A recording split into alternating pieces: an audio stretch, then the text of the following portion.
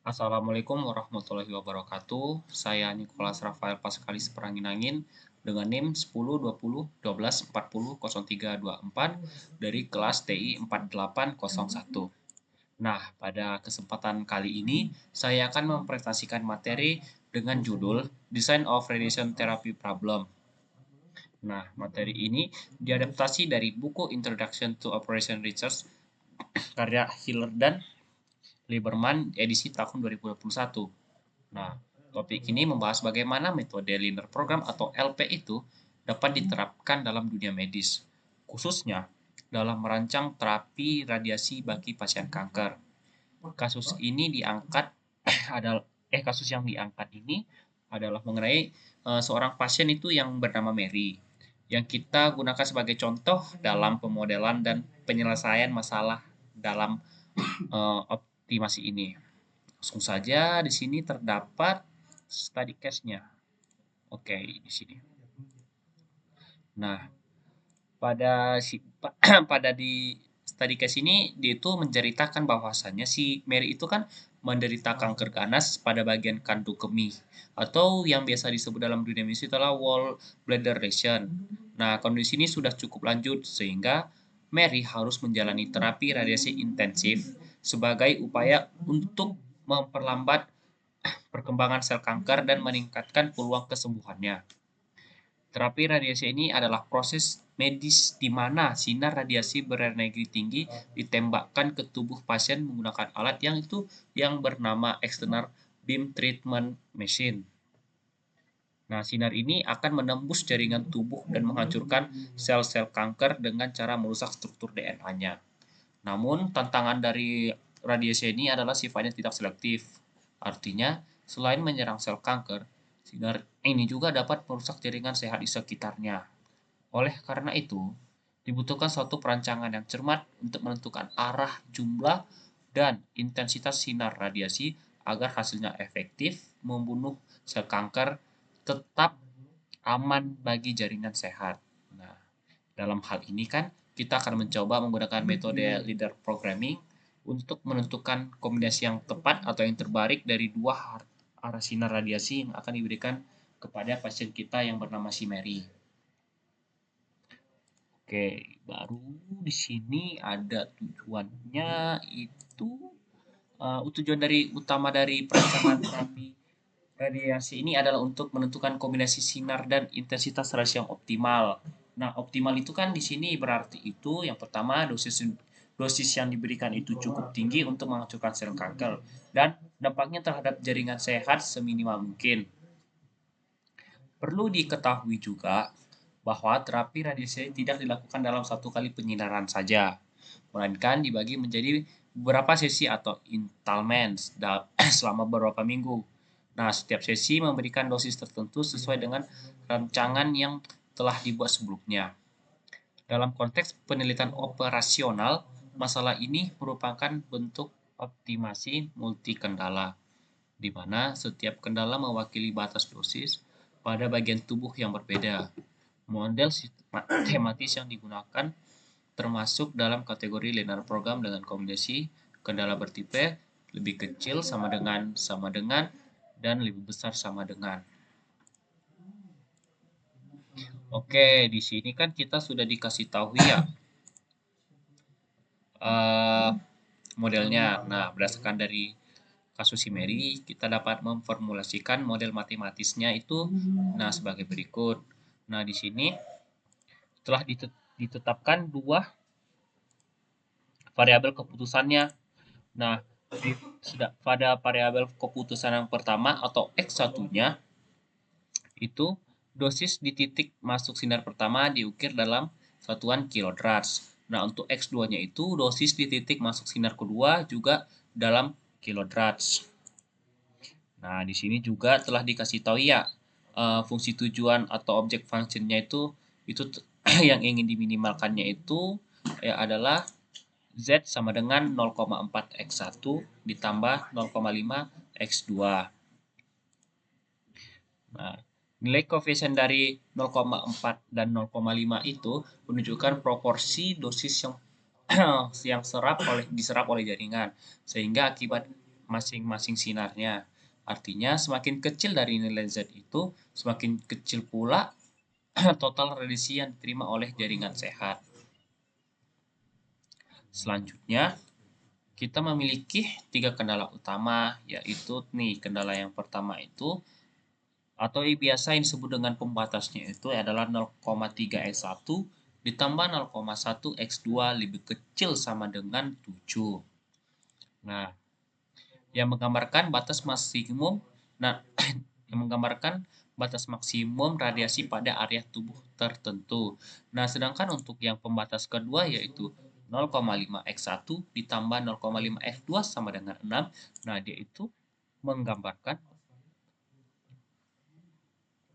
batas-batas dosis rata-rata yang harus diterima area target. Dan selanjutnya ada 0,6x1 ditambah 0,4x2 lebih besar sama dengan 6 itu. Dia itu menjelaskan bahwasanya yang menunjukkan dosis minimum yang harus diterima oleh area tumor agar sel kankernya tepat agar bisa dibilang agar sel kanker dapat hancur sepenuhnya.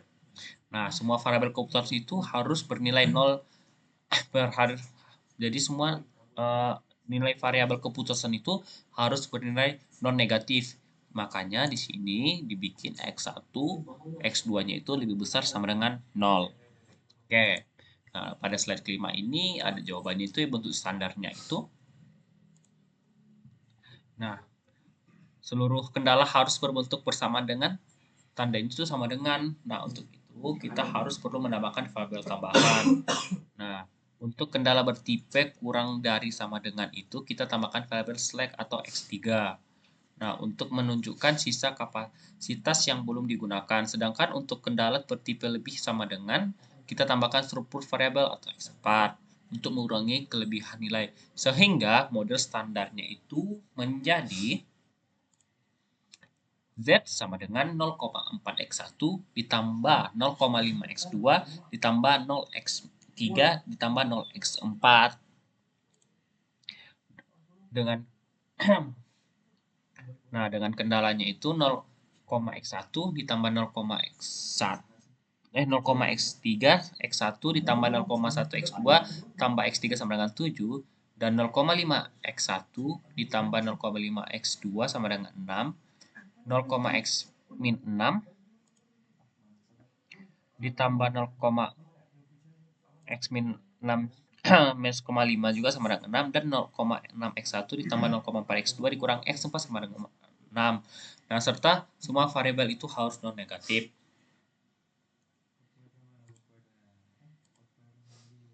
Nah, di sini juga terdapat bentuk kanoniknya. Nah, pada beberapa kendala, khusus yang bertipe sama dengan lebih sama dengan, tidak terdapat variabel dasar alami. Untuk menjadikan sistem persamaan ini layak diolah menggunakan metode simple. Kita tambahkan artikel variabel, misalnya untuk kendala kedua dan ketiga kita tambahkan masing-masing x5 dan x6. Nih, kedua dan ketiganya kan ini kan sama-sama ditambahkan x6 ya yang di sini nih. Nah, maka fungsi itu tujuannya itu bisa diperluas lagi menjadi x 0,4x1 ditambah 0,5x2 ditambah x3 0x3 ditambah 0x4 ditambah mx5 ditambah mx6. Nah, jadi huruf M ini dilambangkan bilangan yang sangat besar. Digunakan untuk memberikan penalti terhadap keberadaan artikelnya variabel. Dengan demikian, model akan berusaha menyingkirkan X5 dan X6 agar solusi akhir tetap feasible tanpa nilai artifisial. Nah, langkah ini merupakan inti dari metode Big M, yaitu cara untuk mengatasi kendala dalam bentuk lebih besar sama dengan dan sama dengan. Selanjutnya, nah di sini nih. Pada iterasi 1 kan. Nah, kita masuk ke tahap itu untuk menyelesaikan menggunakan metode simples itu. Metode ini bekerja secara iteratif untuk mencari solusi optimal dari model yang telah dibentuk. Nah, pada iterasi pertama itu dilakukan dengan memilih variabel yang memiliki koefisien negatif terbesar di baris fungsi tujuan sebagai variabel yang masuk ke basis. Selanjutnya, kita hitung rasio untuk menentukan variabel yang keluar dari basis. Dan pada literasi kedua, dilakukan dengan memperbarui tabel simplex untuk menghitung nilai baru dari baris pivot serta mengganti basis sesuai aturan. Proses ini diulang sampai tidak ada lagi nilai negatif pada baris fungsi tujuan. Nah, ini contohnya. Nah, kan pada iterasi satu ini kan, telah dikatakan bahwasannya dilakukan dengan memilih variabel yang memiliki koefisien negatif terbesar di baris fungsi tujuan. Nah, di sini kan fungsi baris negatif tujuan terbesarnya itu kan ada di sini ya, nih. Yang sudah ditandai garis kuning ini nih. Ini fungsi tujuan yang paling terbesarnya kan negatif ini kan. Nah, ini paling besar. Nah, selanjutnya kan kita bisa hitung juga rasio untuk menentukan variabel keluar dari basisnya. Nah, untuk sama kasusnya untuk yang ini iterasi kedua. Nah, kan iterasi itu kan dia itu kan dilakukan dengan memperbarui tabel simplexnya, menghitung nilai baru dari baris pivot serta mengganti basis sesuai aturan. Nah, proses ini diulang sampai tidak lagi nilai negatif pada baris tujuan. Nah, kan ini diulang-ulang terus kan. Nah, sehingga tidak pada baris tujuan itu dia itu tidak memiliki lagi nilai-nilai yang negatif. Oke. Nah, setelah melalui 3 data literasi diperoleh hasil akhirnya. Nah, jadi hasil akhirnya itu adalah X1-nya sama dengan 12, X2-nya 0, dan Z-nya itu 4,8. Oke, hasil ini berarti bahwa sinar pertama memberikan kontribusi penuh terhadap dosis yang dibutuhkan, sedangkan sinar kedua tidak diperlukan. Nilai fungsi tujuan terbesar itu adalah kan 4,8 ya. Nah, menunjukkan total dosis yang diserap oleh jaringan sehat. Nah, jadi 4,8-nya ini menunjukkan bahwasannya total dosis yang harus diserap untuk dapat mempertahankan jaringan sehat oleh si Mira tadi. Nah, oke, di sini kesimpulannya itu diperoleh bahwasanya dosis optimal untuk sinar pertama itu adalah 12 kHz yang sudah kita cari-cari sebelumnya kan dari untuk X1, X2-nya dan juga untuk Z itu kan. Nah, di sini juga telah dikasih tahu bahwasanya untuk dosis pertama optimal itu yang pertama itu adalah 12 kHz. Nah, untuk dosis optimal untuk sinar keduanya itu adalah 0 kHz dan total dosis yang harus diserap oleh jaringan sehat itu agar tetap bertahan adalah sebesar 4,8 kHz. Artinya, rancangan terapi radiasi yang paling efektif untuk Mary adalah dengan hanya menggunakan satu arah sinar, yaitu sinar pertama sebesar 12 kHz.